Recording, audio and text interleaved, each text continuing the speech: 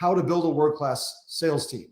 And part of that, we're going to be covering a few different things. We're going to be covering, how do we identify those key areas where we're losing leads? How do we go out there and what kind of tactics can we use to bring them in? And how does training impact that? And a lot of those different things. And you're going to see a lot of different things. And then finally, how do I incentivize people? How do I get them to follow this along? Is it the carrot? Is it the stick? Is it both? What has worked for me in doing that? And, as we continue to go through that, we're going to identify, really at the end of the day, how am I losing leads? So my name is Phil Murphy. I'm the president and founder over at CallPotential, but I also own and operate 19 stores in the Chicagoland area. And so really talking about a lot of the tips and tricks and kind of the questions that I've formulated over the years to answer a lot of that. So hopping right in, what are the 8 key questions that I found? Here's a list of them. We're going to go through these in detail as we go through. So I'm not going to read them all here to you, but some of them probably pretty obvious to you. Who's calling? What are they looking to store? What did my manager say on the call? Why did they rent? Those are all things that I think as operators we're always trying to answer, but sometimes not all that successfully. There's a lot of times we go out there and we'll sit there and put a call in and we'll say, hey, how much is a storage unit? We actually went through it, and this goes to how ready and how well trained is your store team to handle that call when it's coming in.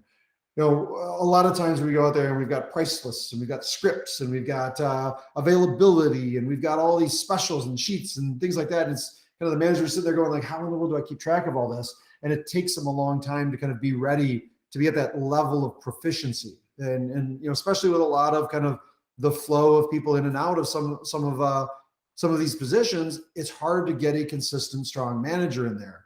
So you've got to make sure you get the right training. You got to make sure you get the right tools. And one of the big things that I've got is on the right-hand side here, you'll see are you ready to answer the phone? You'll see the script.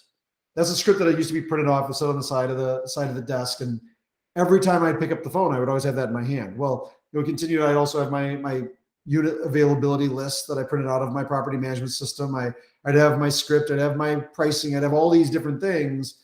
Well, now it's all been combined into the computer screen you see there, which is CallPotential. That brings it all into one central view. But this really became evident. We ended up doing about 1,000 stores we ended up calling over a course of a year. We asked one simple question: how much is a 10 by 10? And often the answer, surprisingly, the answer was, how much is a 10 by 10? $100. Click.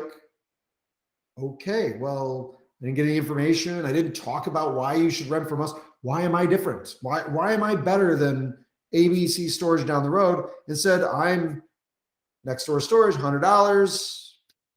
Hopefully I'm the lowest. I guess that's what we're banking on, is being the lowest. But if we've gone out there and we've sat there and said, here's what it is, whether that scripting is line by line, everything that we want to say, or it's bulleted in terms of key elements. Like you'll notice in the scripts that I've got up here, we've got word for word what it is we want to say, but we also have underline and bolding of those key things. So as my manager gets more experienced, they know like, oh, these are the things I want to say. These are the key points, because once they've said this for a few weeks, they kind of get the banter down and they take control of the conversation. But that's really a big part of it. But that phone conversation is probably the second, third, maybe fourth interaction they've already had with you. A lot of people sit there and think, well, I gotta be ready to answer that phone because that's the first they're gonna ever know about me. But chances are they've already figured out what they know, what want to know about you, and gotten some information. So you've got to be asking yourself also, what do they see? So often we sit there, and back in the day, it used to be, and for those that have been in the industry for a while, you always used to know if you had an upset customer, how long did that last? Maybe they might reach out to like 3 or 4 of their friends or family, or maybe they'll hold on to that for a week. But what happens now?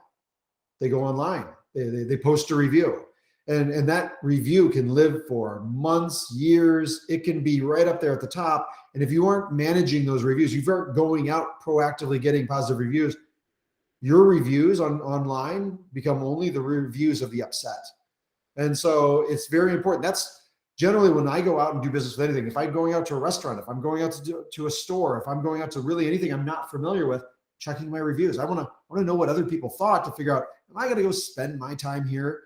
Because at the end of the day, when people go and rent from you, they're not renting because you're the cheapest. They're not renting because you've got gates and cameras and air conditioning and heating and all these other things, or automated locks or any of that.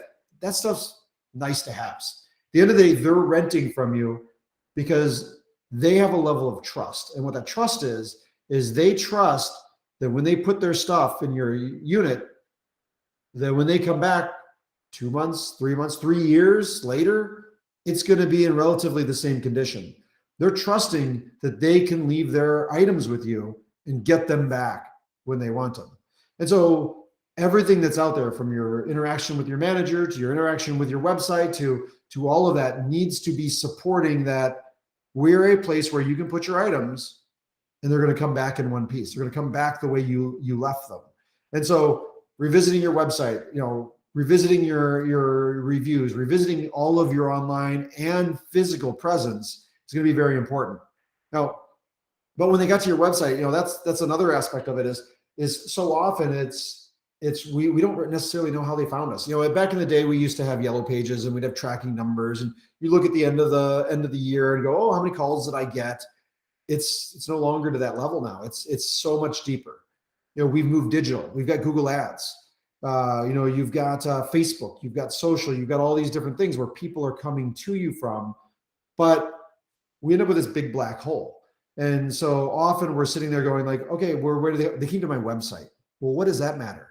They came to my website. I mean, great, but did they come to my website from my listing online? Did they search for storage? Did they go to click on a Google pay-per-click ad?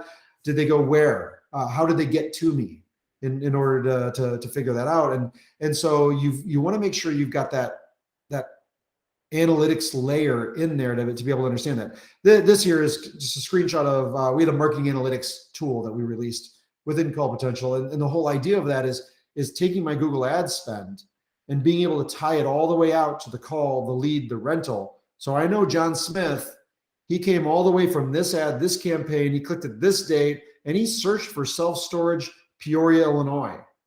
And I know exactly where John came from, and I know what unit he rented, and I know how much he spent on it. And then I can later go and use that for my targeting to better reach more John Smiths in the world. And so if you're not finding that out, now it doesn't have to be as sophisticated as we do in CallPotential, where you're sitting there tying it out to the specific click on your Google ad spend. It could be something where you're having a conversation, and when you're talking to them, hey, how'd you find us? The thing to be aware of is it's often they'll give you an answer and it may not be the correct answer. So often we'll have people that'll sit there and say, where'd you find us? Oh, I found you online. But I can sit there and see right now that they're calling from the tracking number that we have on our sign. We went so far as we took tracking numbers, and our physical signs in front of the property have their own tracking number. And it's amazing when you sit there and look at it, the number of people who call you directly right from that sign. And they'll tell you, find you on Google. No, you didn't. You're standing out front. I can tell because of the number you're calling right now. But at the end of the day, that's getting him in the door. So we've gone in, we've had a good conversation, we've recorded everything, because that's going to be the other part of it that's very important, is all this conversation has to make it into your CRM, your property management system, your whatever, your lead management system, so you can follow up with them, so you can reach out to them. But for those that don't rent, we've also got to figure out, if they didn't rent from me, where'd they rent? I mean, it's so often that we're sitting there worried about, what's going on in my store, but it's often a variety of other things that influence it. Maybe they went on your website and they rented right there. Great. We don't need to talk to them. But what if they were a lead and they went down the street? Maybe they went to DEF storage instead of ABC.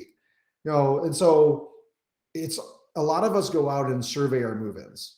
We'll sit there, how'd you hear about us? Where did you what made you decide to rent from us? And various questions like that, and record them. Well, granted, it's arguable whether we go back and look at that data, but at the end of the day, the other thing that we aren't doing is going out and saying, well, what about the people that didn't rent from us?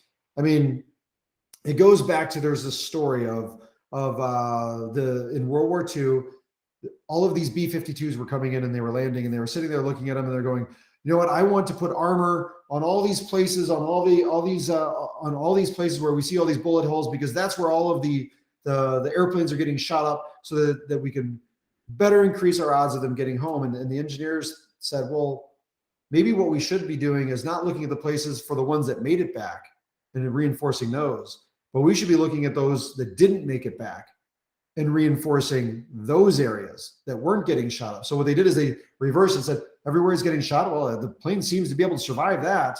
So let's reinforce the areas where it's not being shot, because those are probably getting shot. They're just not making it back. And it's the same way with your move-ins and move-outs. So when somebody moves in, why did they go down this street? You get one question to ask, is the way I look at it. When they say, when you call them up and you're doing your follow-up, hopefully you're doing follow-ups, you get one question. And when they say, oh, I don't need storage anymore. Oh, where'd you rent? Now, a lot of people will say, oh, did you rent somewhere else? But it's a throwaway question. It doesn't matter, because if they rented somewhere else, they might say yes. If they didn't rent somewhere else, they might say, oh, I threw my stuff out or whatever. But at the end of the day, really what you want is to know is, where'd they go and rent? And so if your one question is, where did you rent? Then all of a sudden their answer might be, oh, no, I just threw the stuff away. Okay, great. That's not somebody I need to worry about. That's its own thing. But if all of a sudden I start to realize the same place keeps coming up as they're going down to rent, I probably need to go shop them. I need to find out what's going on. But why are they beating me every single time, or a majority of the time? Is it pricing? Is it amenities? Is it all these different things? What do I need to change in order to better differentiate myself from them? And that can only be solved by going out and doing those follow-up calls. But when we're looking at all of these calls that are coming in, I talked about the scripting and what needs to be said in there, and making sure that's communicated out to them and they're prepared. But at the end of the day, it's also going to come down to that which is watched is done. And so what we'll find a lot of times is, if we're not going out and evaluating, this screen here is within CallPotential, we have an evaluation and performance monitoring system. And so what this does is, every call that comes in, we're able to grade it. So you can see here the grade sheet and how we're allowing them to grade that call. That could vary by channel, by location, by anything. But on the other side of it, not just what did they say, because that's the recording, but what did they enter? So I'm a big believer in, you could say have the perfect job you did on the call, but if you don't enter in the system, doesn't matter. We don't have a lead captured. We can't do follow-ups. We can't do any of those things. And so as great of a performance as you gave, it's irrelevant. All you're doing is hoping they just really liked you and come in, and I'm not willing to take those odds. And that's one of the reasons why, when we talk about these follow-ups that we do, another survey that we had done when we did that 1,000 locations that we called, and how much is the 10 by 10, we also looked to say how many of them followed up. We gave them a number and it came in, and we looked to go, how many calls, how many follow-ups did I get over the course of the next few weeks? And it was surprising. We only got 7% of those leads that we called in for ended up following up with us. And that seems crazy, because almost all of us, I believe, ask our managers or require our managers to do some sort of follow-up. And so at the end of the day, that's really, you should be looking at it as an opportunity. That's a 93% opportunity for you, if your manager's being monitored, being evaluated, being trained to do those follow-ups and the importance of them. That's something where all of a sudden your competitive landscape just falls away. All of a sudden you're that person who goes, hey, Jim, I just wanted to call to find out how if you still needed storage, or if there's anything I can help you with. Oh, where are you at? I'll be right in. And all of a sudden, somebody who may or may not have had your information, they're in and they're renting from you, because you're the only person to bother to call them back. And that's also part of what we end up needing to do within that follow-up engine, within that evaluation engine, being able to sit there and look and see, hey, this is what I expect. This is how I want you to follow up. This is how I want to go, whether it's text, phone calls, whether it's emails, making sure you live on their phone. So when they get that text message and they forget who it was they talked to because they wrote it all down on a sheet of paper, they're back into what it is they need you to do. And they go, hey, oh yeah, where it is? Oh, there it is. Yeah, next door storage, they're the ones, they have the 10 by 10 for whatever the price is, because you're now competing with no one, because they lost that sheet of paper with everything else on it. Now they're going, yeah, that's just easy. I'll go with the one I have, rather than going through that hour-long process of trying to find a storage unit again. But going back into that evaluation and training, The main thing that I look at doing is I like training on live calls. So often we'll go out there. There's things called mystery shops where people will have kind of a pre-trained person call out. It's not a real call. It's somebody going, what, I'm gonna pretend to be a customer. And what I found is my managers were getting A's, and the evaluations were giving out A's. However, that was same managers weren't always performing, and when it came to the real world. And what I found was if I've got a script of a mystery shopper and I've got a script that I've given them, well, hey, in the happy world, they're always going to match up and they're going to be good. But how do they deal with curveballs? And so I need to make sure that they're flexible within that aspect. So going with those real calls, going with that, they're not always going to be A's because they're not always going to be easy, but they'll get the job done. And when it comes down to those grades, we'll sit there and it's so time consuming to go out there and try and find all these calls. You're searching call by call, and I'm doing that on my own was originally. That's a lot of work to go out and find those and grade them and everything else. But what I ended up doing is changing over to peer-to-peer call. It does a few things. One is it offloads a lot of the work for me, and CallPotential handles that whole assignment process and control so that everybody's getting distributed calls and it's collecting them in and it's aggregating it. So I know my totals. But it was really a matter of how do I get it so now I can grade it? Because before, when it was just me, I could only grade somebody's call once a month, a couple times a quarter, whatever it is. But when I turned that into a peer model, all of a sudden I was able to grade every single call or a multiple of calls that were out there. And so every week we got 2 or 3 grades that every employee is getting. And so it's something where it's consistently being watched. As I said before, if it's being watched, it's being done. And if it's not being watched, well, maybe it's getting done. I don't know. I couldn't tell you. You couldn't tell me either. And so that's a big part of it. But the other thing that I found was an added benefit to it was when I'm doing peer calls, there's so often I would go through training and I'm sitting there, again, training is that important part. Make sure they know what they're going to say, but you still get the managers who are resistant. They're saying, I get what Phil's saying, but you can't really say that. That's not the way these calls really go. Well, all of a sudden, when they're hearing other people doing it, they're going, wow, they did that, and that worked. And, oh, wow, I really like the way they handled that objection. I'm going to have to remember that. And then all of a sudden, you've got this group learning, this group understanding, and all of a sudden they're saying, well, maybe Phil does know what he's talking about. Maybe I'll try that on my next one. And then all of a sudden they found out it worked, and it becomes part of their quiver of arrows that they're using to bring in new rentals. And at that same time, they're also getting to listen to themselves. So it's not just peer, but it's also self-evaluation. And the big thing that brings in is when they're thinking they're doing a great job and they hear themselves and they go, I didn't really say that. Did I don't sound like that. Then they, oh my gosh, I really did say that. I'm gonna have to work on that. I'm gonna have to do a better job in there. And so they start to learn and they start to see examples, not only from peers, but also of themselves of what they thought may have sounded great. Didn't really sound nearly as great as they thought. But that's kind of all leading up to the customer walking in the door. And again, as we talked about your online presence, it's just as important your physical presence. And so going out there and saying, what do we want our store presentation to be? So often I'll walk into a store and it's one of those like everything looks great, the place is clean, the bathroom's clean, the manager's got their shirt on, they're ready to go, but they're greeted by the wall of death, I call it in the background. It's the 100 different signs of beware. Don't store this. Late fees are this. Guard dogs on duty. We don't like Tuesdays. All these different things that are just like all they do is scare you. And they sit there and they become this overwhelming, and they're probably wilting down because they haven't been taped right. And you need to walk in and put the eye of your customer on and look around and go, what do they see? Do we really need all that up there? Or is this something where we can just have it be something that's referenced upon necessity, not all the time? How do I get out there? What's that greeting look like? Am I standing behind the counter and there's this big wall, or am I walking out and I'm shaking hands going, hey, yeah, I'm Phil. I'm with Next Door Storage. How can I help you? Oh, you're Sarah. You called about the 10 by 10. Why don't we go back here and I'll show you? Getting out in front of them, getting that interaction, making sure when they're doing business with you, that you're doing business with them the way you want them to. Again, making sure the bathrooms are clean, making sure the hallways are clean, making sure all those things are done.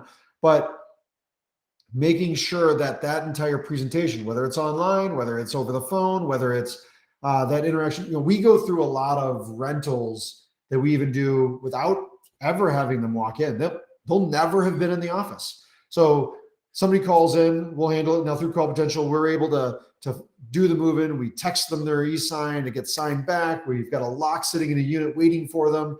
But it's how are they doing business? How are they interacting?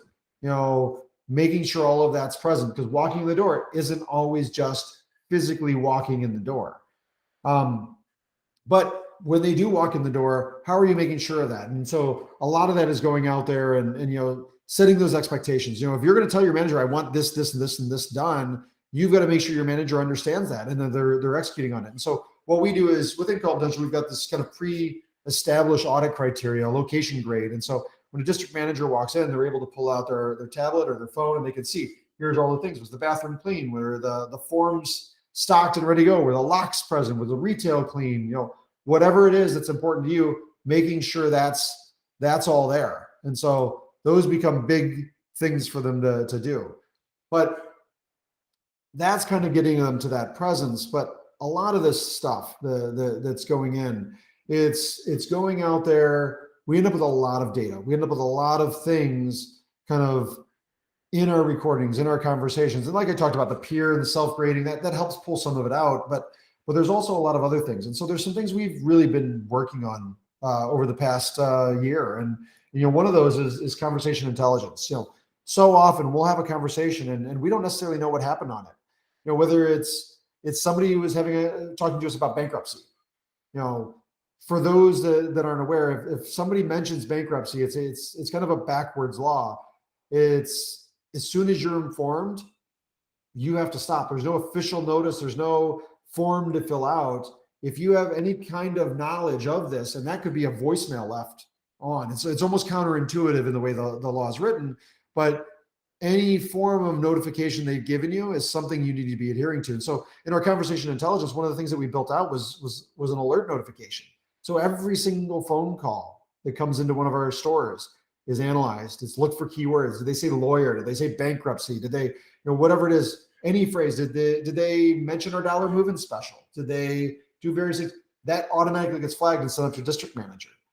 Or for instance, if let's say we didn't want somebody to, texting PCI compliance or, TCPA compliance, did we get permission to text? So if we got a lead and we didn't detect that, we asked, hey, can I text you? Do we want to flag that? Do we want to send that to somebody to say, hey, the manager said they got permission, but we didn't have any permission in this recording. Where are we getting a disconnect?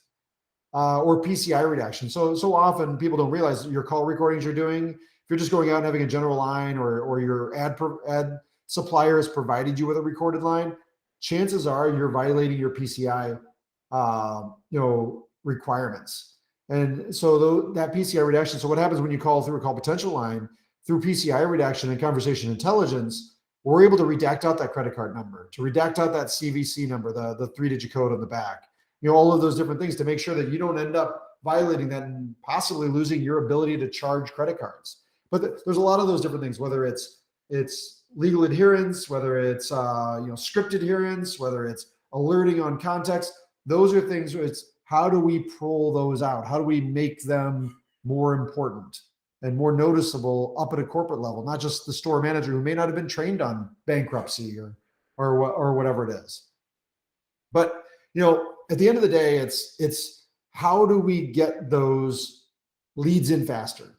How do we get them turned to rentals faster? How do we, whether it's texting them on an e-sign. So if I'm sitting there, rather than going out there and saying, hey, come on in, one of the things we do is we'll text them turn-by-turn directions. And now part of that is a little link that goes into Google Maps and it pops up their Google or Apple Maps and it directs them directly into our store. So they drive past the extra space. They don't pull in and go, hey, I've got a unit here. And they go, yeah, you do. And go ahead and rent them a unit. The other thing is how do I get the tools to my managers so they can do these? Whether it's CallPotential or whether it's other tools that you can piece together, there are tools you can do to piece that together, or you can go with kind of a suite approach where you got a single solution for that.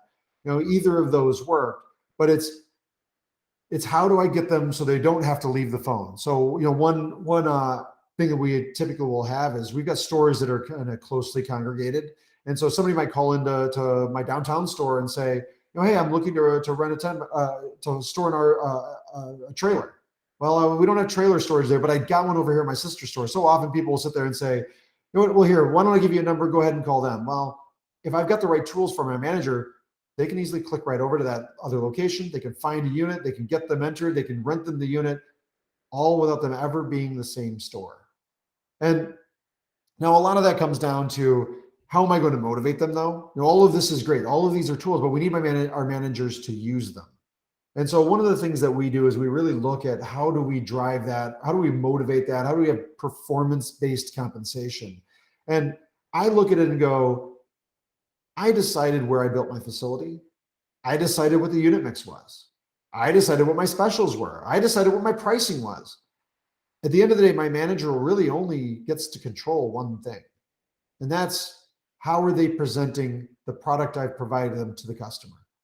And I've given them the tools to do it. And so what I end up doing is I tie this all the way back to, again, evaluations. When I said that which is watched gets done, that which is monitored gets done. And so every call that goes into that grading system, whether it's peer grading or self-grading or manager grading, gets a grade. And those grades drive their bonus, because it's the one thing they control completely, is what do they present on the phone to that customer to get them to come in and rent, or do they rent them on the phone? Now, I've done other things where I've incentivized insurance and auto pay and things like that, but the consistent incentive that I've got that they have the most impact on to the bottom line and the rentals and lead conversion is, what does that conversation look like that they're having with that customer? And so, a lot of this has really been going through and talking about this, what can I do? And so really at the end of the day, keep these 8 key things in mind. So the next time you're looking at your store and going, why am I dropping? Why is my occupancy down? Why aren't I renting units? These 8 key questions can help you answer that, can help you figure out, what do I need to be doing differently? How do I get my occupancy back where I am? Am I making the most out of the leads that are coming in? So often we sit there and try and figure out, how do I get the phone to ring? You don't need the phone to ring anymore. You've got to start working on closing the leads you've already got, because there's plenty there to keep your store full, or if you're new, fill the store up. Thanks for coming in and watching this. Hopefully you got some good tidbits. Tune in every week. Every month we've got a different webinar that we're going to be presenting. And otherwise, have a great day.